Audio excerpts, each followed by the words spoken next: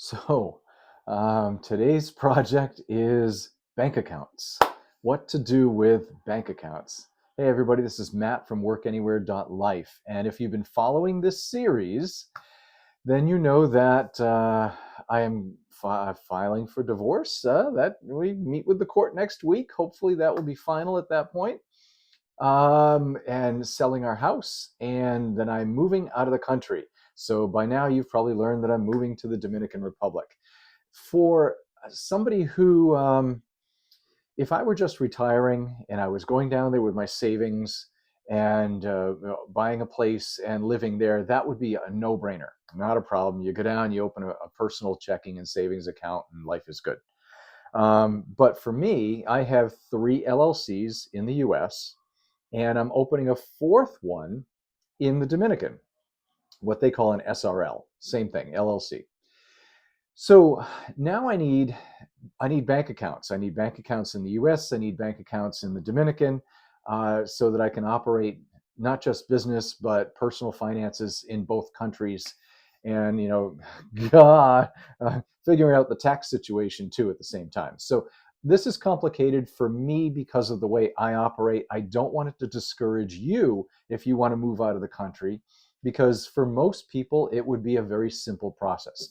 I've actually created a spreadsheet. Look at that, it's two-sided spreadsheet. Yeah. So I need to figure out which bank accounts are going to stay here in the US and with what banks.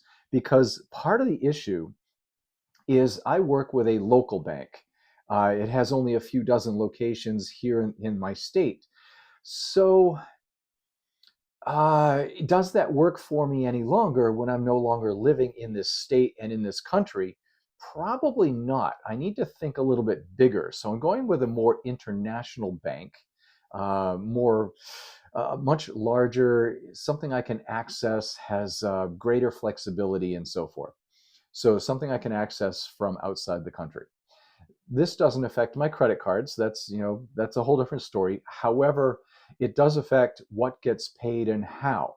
So going along with switching bank accounts, I also need to put some thought into um, all of the auto debits that I have for certain bills. Now, some of those bills need to be canceled. For instance, when we sell the house here, I can cancel my auto debits on auto payments for the internet, cable TV, the electric service, other utilities, so gas and oil.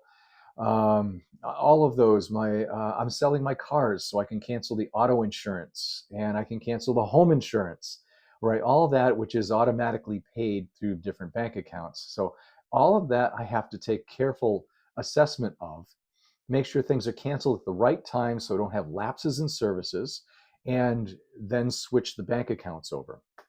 So how does this work? I have one LLC that owns a property here in the United States, one of my real estate investments.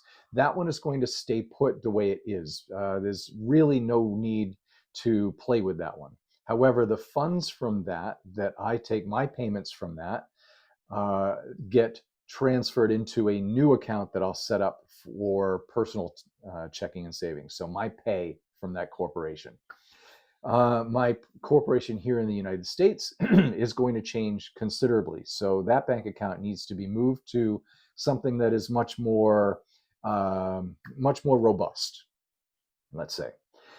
Then I have another LLC, which isn't very active at the moment, but will be once I find the time and the energy after I've moved to rebuild that LLC a little bit.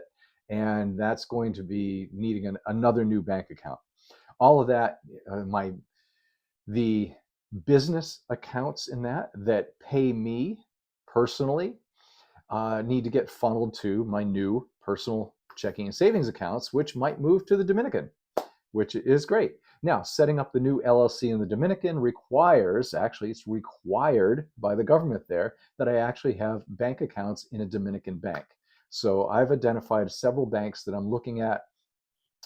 When I go down in a couple of weeks to do some house shopping, visiting banks will be another part of that process.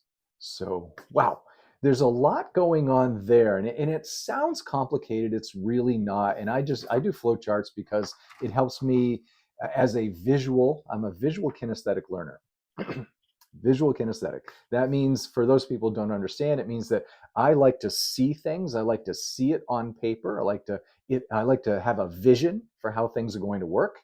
And I'm I'm active. I like to move. That's why I was a martial artist for 40 years, because I just like action.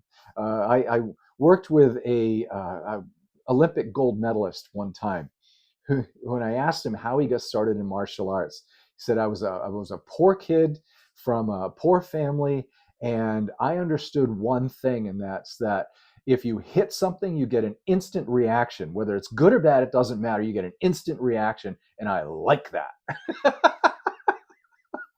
It's feedback that I can rely on. So, okay, I'm kind of the same way.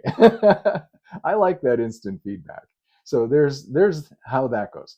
I'll let you know more about this after the day is done and I have some certain things figured out. I'll tell you what my thought process was and how it worked out for me.